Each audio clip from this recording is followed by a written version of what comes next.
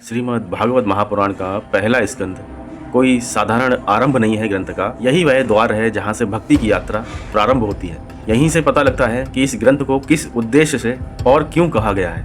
अगर भागवत के पहले स्कंद को ठीक प्रकार से समझ लिया जाता है तो आगे के स्कंद सरलता से समझ में आने लगते हैं।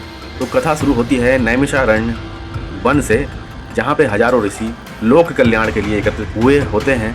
ऋषियों का एक ही प्रश्न था कि कलयुग जैसे समय में मनुष्य का वास्तविक कल्याण कैसे संभव है, और वे ये जानना चाहते थे कि सबसे श्रेष्ठ धर्म क्या है।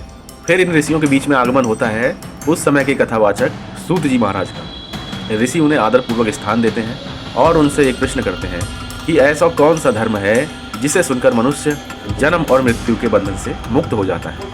अब यहीं से भागवत का अमृत बहना प्रारंभ होता है। सूत जी कहते हैं कि सभी धर्मों में श्रेष्ठ धर्म वह है जिसमें भगवान की निष्काम भक्ति हो, जिसमें भगवान से कोई डिमांड नहीं की गई हो। जैसे ना कोई स्वर्ग मांगे, ना ही मोक्ष मांगे यानी मुक्ति मांगे, या और कोई उसकी कामना, वह सब भगवान से नहीं मांगे। भगवान से सिर्फ और सिर्फ उसकी आशा क्या हो कि भगवान का प्रेम। और भागवत कहती भी है कि धर्म, अर्थ, काम, मोक्ष, इन सब से ऊपर क्या है? भक्ति। तो भागवत एक भक्ति प्रदान ग्रंथ है। अब आगे की कथा में वर्णन मिलता है कि महाभारत युद्ध के बाद अभिमन्यु के पुत्र हुए राजा परीक्षित। जब वे गर्भ में थे तो अश्वत्थामा का एक भयंकर अस्त्र उन्हें नष्ट करने वाला ही था। तभी भगवान श्री कृष्ण महाराज उनकी उस अस्त्र से रक्षा करते हैं। इसी कारण उनका नाम भी पड़ा परीक्षित, जिसने भगवान को देखा हो। राजा परीक्षित आदर्श राजा थे। वे धर्म की सदा रक्षा करते थे। उन्हें कलयुग के आने का आभास हुआ जब उन्होंने एक गाय को पीटते हुए देखा, क्योंकि गाय माँ का स्वरूप होती है और अनायास ही कोई इसको पीटे, ये साधारण घटना उस समय की नहीं थी। फिर आगे की घटनाओं में राजा परीक्षित को प्यास लगती है। वे ऋषि श्रमिक के आश्रम में पहुंचते हैं, लेकिन ऋषि श्रमिक जो हैं उस समय मौन व्रत धारण करे हुए थे।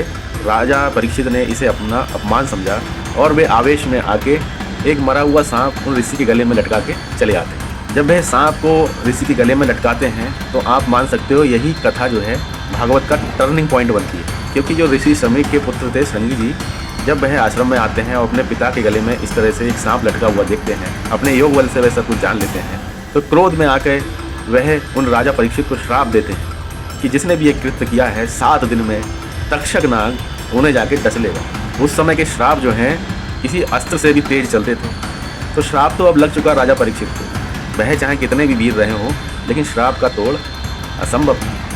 लेकिन राजा परीक्षित के पास 7 दिन थे। उन 7 दिनों में उन्होंने उन ऋषियों से कोई प्रतिशोध नहीं लिया। अब राजा परीक्षित सोचने लगे कि मेरे पास तो 7 ही दिन बचे हैं।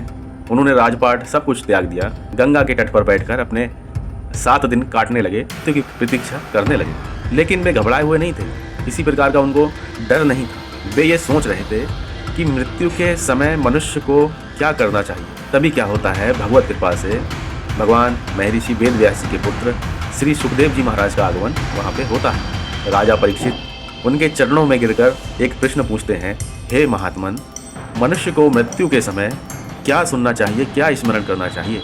सुखदेव जी महाराज उत्तर देते हैं कि भगवान की कथा, भगवान के चरित्रों को सुनो, उनकी दिव्य लीलाओं का आनंद लो, और यहीं से श्रीमद् भागवत का वास्तविक प्रभाव प्रारंभ होता है। तो कलयुग में मनुष्य स्कंद 1 से क्या शिक्षा ले सकता है कि अगर आप ज़्यादा क्रोध करोगे, अहंकार में आ जाओगे, तो वह विनाश का कारण निश्चित रूप से बनेगा।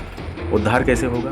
भगवान की शरण में रहिए, इस प्रकृति की शरण में रहिए जो हमारा पालन पोषण करती है। और लास्ट में जो मृत्यु है वह भय का क्षण नहीं है। भागवत कहती है कि उस समय मनुष्य को जागृत होना चाहिए, जागृति का क्षण है। जितना भी समय हो, हमें बनाने वाले की ओर ध्यान करना चाहिए, उनकी शरण में जाना चाहिए। तो इसीलिए पूरे संसार में सिर्फ एक ही नाम सत्य है, वह है भगवान का। आगे का स्कंद 2 में जानेंगे, जहाँ ईश्वर के स्वरूप, सृष्टि के रहस्य खुलना प्रारंभ होंगे।